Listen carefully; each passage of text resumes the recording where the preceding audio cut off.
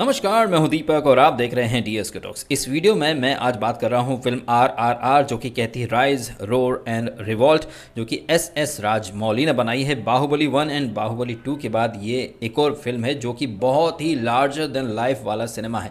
Baahubali 1 and Baahubali 2 में हमने देखा था अमरेंद्र बाहुबली और महेंद्र बाहुबली नाम के दो कैरेक्टर जो कि ज़बरदस्त थे। बाहुबली किस तरह का सिनेमा है ये हम सब ने देखा है। उसमें भी कुछ इलॉजिकल चीज़ें थी, जैसे कि पेड़ को गुलेल की तरह इस्तेमाल करके ओढ़ ओढ़ करके जाना, और हेलीकॉप्टर में जैसे पंखे होते हैं वैसे पंखे वाला एक रथ हमने देखा था भल्लाल देवा का।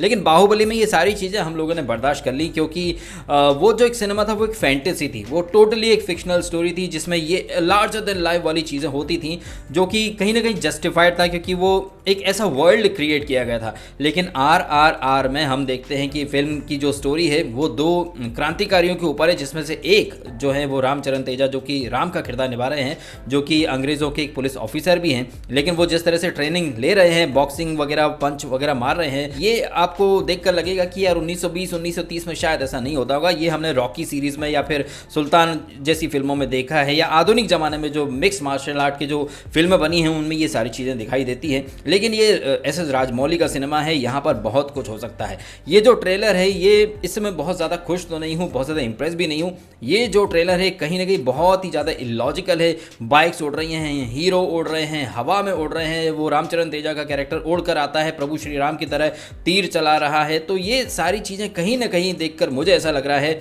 कि डायरेक्टर एस राजमौली के दिमाग में अभी भी बाहुबली ही घूम रही है।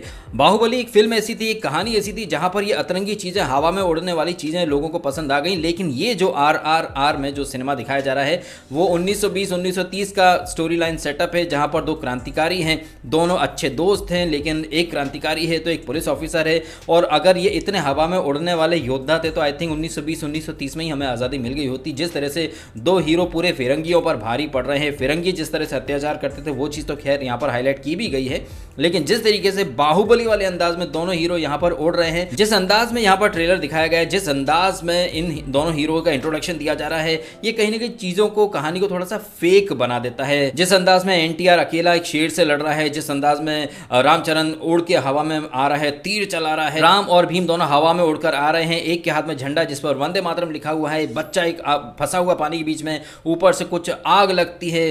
तो ये इस तरह का जो फिल्मांकन किया गया है ये कहीं ना कहीं एक ट्रू इंसिडेंट के ऊपर अगर आपने अपनी कहानी लिखी है तो उसको फेक बना देती है।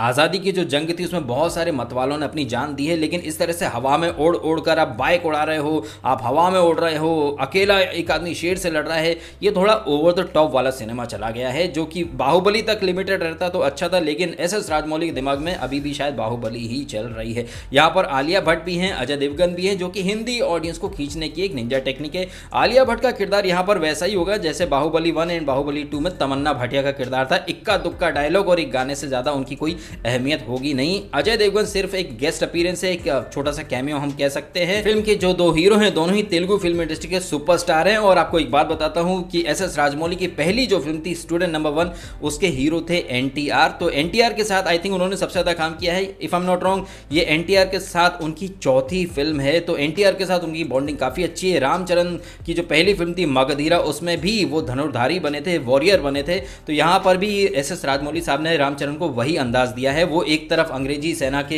एक अफसर हैं जो कि काफ़ी क्रूर हैं। ट्रेलर से तो ऐसे इंडिकेशन मिलता है कि एक दोस्त जो है वो क्रांतिकारी है, दूसरा जो दोस्त है वो पुलिस वाला है। पुलिस वाले को ड्यूटी दी जाती है अपने क्रांतिकारी दोस्त को पकड़ करके लाने की। फिर कैसे हृदय परिवर्तन होता है, और हृदय परिवर्तन होने के बाद रामचरण का किरदार जो कि राम बने हैं कैसे भीम का साथ देते हैं, और दोनों दोस्त मिलकर अंग्रेजों के छक्के छुड़ाते हैं। ओवरऑल ये ट्रेलर देखकर मेरा फर्स्ट इंप्रेशन ये है कि एस राजमौली साहब ने कहानी तो नहीं लिखी, लेकिन उनके दिमाग में बाहुबली 1 एंड बाहुबली 2 ही घूम रही थी। ऐसा अक्सर होता है कोई एक फिल्म मेकर की जब एक फिल्म बहुत बड़ी हिट हो जाती है तो उनके दिमाग में ये चीज़ रहती है कि अब मुझे अपनी पिछली फिल्म से बेटर फिल्म या वैसी ही फिल्म बनानी है। और ऐसे हमें एक नहीं दर्जनों एग्जाम्पल हमें देखने को मिलते हैं। जैसे कि अनुराग कश्यप का नाम अगर हम ले, गैंग्स ऑफ वसीपुर उनकी सबसे सुपरहिट फिल्म है, तो उसके बाद उन्होंने जितनी फिल्में बनाई उसमें वही गोली गाली गलौच मारधाड़ वही एलिमेंट रखने की वो कोशिश करते हैं। तो यहाँ पर राजमौली साहब ने भी वही हवा में उड़ना, अतरंगी एक्शन, एक ऐसा सीन क्रिएट करना जहाँ पब्लिक सीटी मारे और तारीफ करे कि वाह क्या ज़बरदस्त हीरो है। लेकिन 1920-1930 में शायद ऐसा नहीं होता था। इस मामले में इनकी फिल्म शायद गच्चा खा रही है, ऐसा मुझे लगता है।